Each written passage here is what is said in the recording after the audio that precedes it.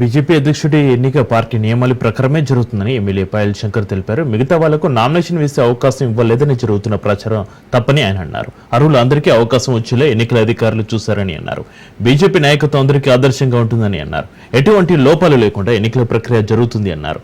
10 మంది సంతకాలతో నామినేషన్ వేస్తే ఆమోదం అవుతుందని అన్నారు.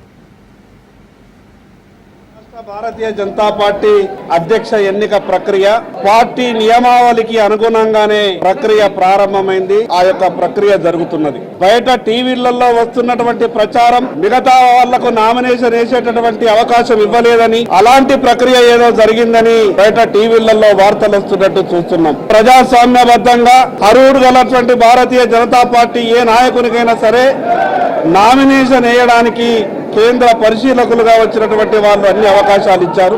ఎక్కడ కూడా ఎటువంటి తప్పులు లేకుండా నియమావళికి అనుగుణంగానే ఎన్నిక ప్రక్రియ జరుగుతున్నది. కోట్ల మంది కార్యకర్తలు గల ఏకైక గొప్ప రాజకీయ పార్టీ భారతీయ జనతా పార్టీ. ఆదర్శంగా ఉండేటటువంటి నాయకత్వం. ఎన్నిక ప్రక్రియలో ఎక్కడ ఎటువంటి ఏ చిన్న లోపం లేకుండా పూర్తిగా ఎన్నిక ప్రక్రియ జరుగుతున్నది. బయట జరుగుతున్నటువంటి టీవీల్లో కొన్ని వార్తలు వస్తున్నటువంటి వాటిని పూర్తిగా ఖండిస్తున్నాం. నియమావళికి అనుగుణంగా 10 మంది సభ్యులతో ప్రతిపాదనలు సిద్ధం చేసుకుని నామినేషన్ ఇస్తేనే ఆ యొక్క నామినేషన్ పత్రం ఆమోదం అవుతుంది. కాబట్టి నియమావళికి అనుగుణంగానే ఎన్నిక ప్రక్రియ జరుగుతున్నదని ఈ సందర్భంగా తెలియజేస్తున్నాం.